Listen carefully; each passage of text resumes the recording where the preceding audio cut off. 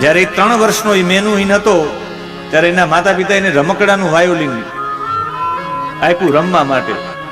બાળકે એને ફેંકી દીધું, રડવા માંડ્યો, એને આનંદ ન આવ્યો. મને એક મહાવૈજ્ઞાનિક આઇન્સ્ટાઈનના જીવનની ઘટના મને યાદ આવે છે.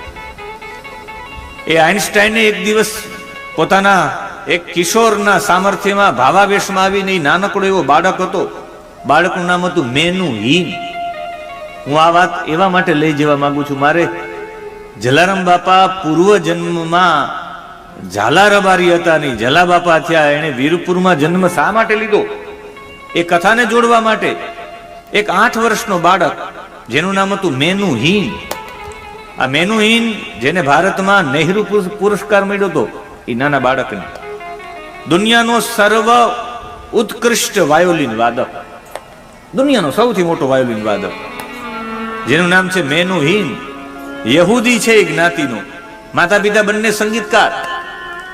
અને માતા પિતા જેવા હોય એના સંસ્કારો એના બાળકમાં સ્વાભાવિક આવે.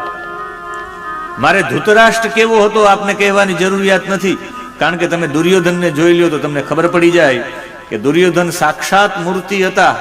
કોની? દુર્યોધન સાક્ષાત જોવ તો ધૃતરાષ્ટ્રની મૂર્તિ. દુર્યોધનને જોતા ખબર પડી જાય કે ધૃતરાષ્ટ્ર કેવો હશે. તમે અર્જુનને જોતા ખબર પડી જાય પાંડુ કેવા હશે. મારે પાંડુ વિશે પાંડુ એટલા આદર્શવાદી હતા કે એના ભાઈને ગાદી મળે એટલે પોતે જંગલમાં જતા રહ્યા હતા. પાંડુએ આખો દિગ્વિજય કર્યો તો આખું ભૂમિને જીતી લીધી. જેટલી જ્યાં જ્યાં ભૂમિ દેખાતી હતી, જેટલી દિશાઓ છે ટોટલ દિશાઓને જીતી લીધા. અને પછી એના ભાઈ પાસે યજ્ઞ કરાવતા હતા. ત્યારે આખું હસ્તિનાપુર કહેતું કે રાજા તો આ હોવો જોઈએ, આંધળો આપણો રાજા થોડો હોવો જોઈએ.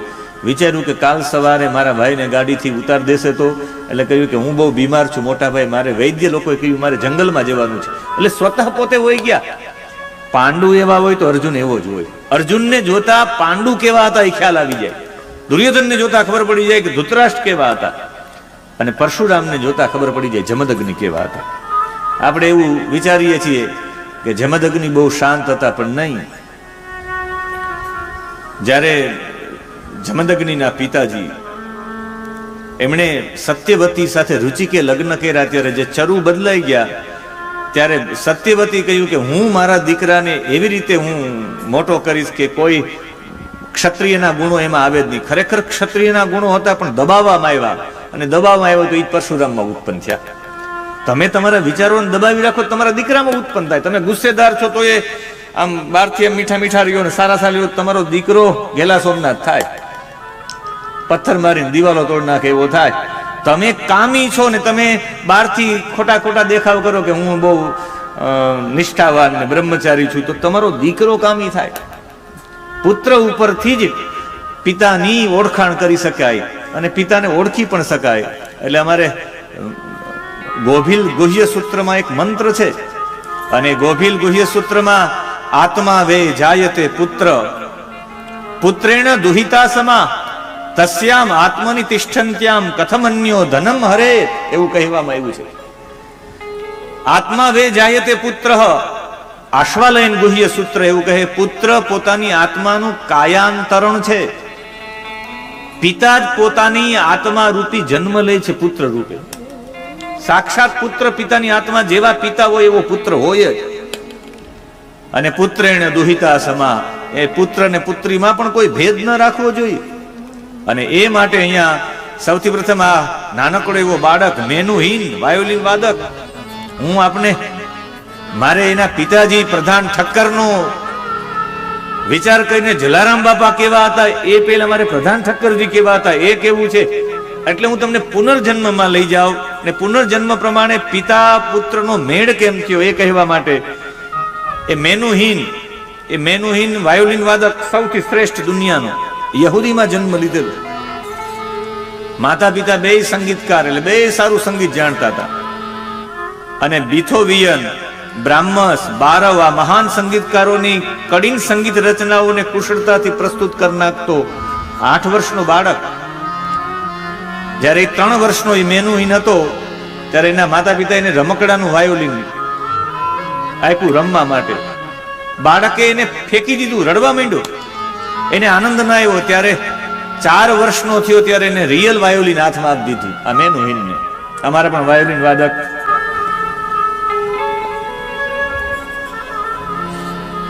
ભાણુભા છે, એટલે એ વાયોલિન વાદક એ 4 વર્ષની ઉંમરે વગાડવા માંડી ગયો. ગતિ લગન એટલી બધી એની હતી કે શિક્ષકો વિસ્મિત થઈ ગયા. સેન ફ્રાન્સિસ્કોમાં એને જે રચના પ્રસ્તુત કરી તે અમેરિકાના તમામ છાપામાં આવ્યું. શિક્ષકોએ કહ્યું કે અમે એને ભણાવ્યું એના કરતા વધારે તો એ શીખી ગયો છે. ટોસ્કાનીની જેવા વિશ્વવિખ્યાત સંગીતજ્ઞોએ કહ્યું કે વાયોલિન વાદક તમારા જેવું આ જગતમાં કોઈ થઈ જ ન શકે. અને આજ આઈન્સ્ટાઈને એ 8 વર્ષના કિશોરને ભાવ વેશમાં તેડી લીધો. જ્યારે અમેરિકાના લોકોએ તાલીઓ પાડી ત્યારે એને તેડીને કહ્યું કે આજે તે ફરી સાબિત કરી દીધું કે આ જગતનું સંચાલન ઈશ્વર કરે છે. એને તેડી લીધો. હું તમને આ વાત એવા માટે કહેવા માંગુ છું કે 4 વર્ષનો બાળક વાયોલિન શીખી જાય. 8 વર્ષનો બાળક દુનિયાના તમામ લોકોથી સુંદર વાયોલિન વગાડ નાખે. ઓલા 80 વર્ષ સુધી વગાડતા હોય એ ન શીખી શકે. એ 8 વર્ષનો બાળક મેનુહિન શીખી જાય તો એનો મતલબ પૂર્વ જન્મમાં શીખેલો હતો, એટલે આ જન્મમાં શીખી ગયો છે. પૂર્વ જન્મમાં તમે જે કરેલું છે આ જન્મમાં તમને સહયોગ કરે. એક 8 વર્ષનો એક મુસ્લિમ બાળક જેનું નામ છે તૌસીફ શેખ, એ શ્રીમદ ભગવદ ગીતા આખી કંઠસ્થ બોલી જાય તો આપણે એમ કહો હો આ તૌસીફ શેખ છે, એને ગીતાજી નહીં, ગયા જન્મમાં ગીતાજી એને કંઠસ્થ કરેલી હશે, એટલે આ વર્ષે 8 વર્ષમાં શીખી ગયો. ઓલો નાનકડો એવો બાળક કૌટિલ્ય નાનો એવો બાળક છે. નાનો એવો બાળક બધા દેશ વિશે માહિતી આપી છે તો એ ક્યાં ભણી આવ્યો? કહી શકાય પૂર્વ જન્મમાં શીખા છે. સીતારામ સીતારામ સીતારામ કહીએ, સીતારામ સીતારામ સીતારામ કહીએ, સીતારામ સીતારામ સીતારામ કહીએ, સીતારામ સીતારામ સીતારામ કહીએ, જાહી વિધિ રાખે રામ, જાહી વિધિ રહીએ, જાહી વિધિ રાખે રામ, જાહી વિધિ રહીએ, જાહી વિધિ રાખે રામ, જાહી વિધિ રહીએ, જાહી વિધિ રાખે રામ, જાહી વિધિ રહીએ.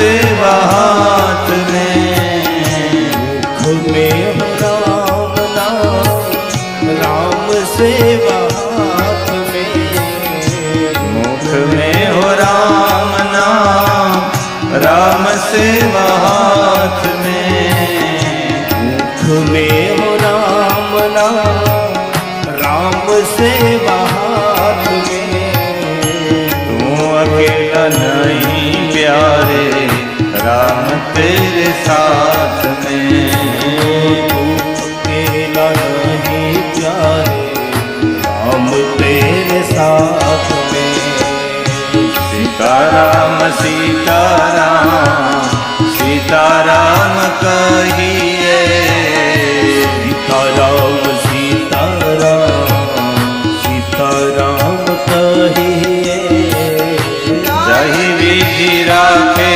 राम, ताहि विधि रहिए,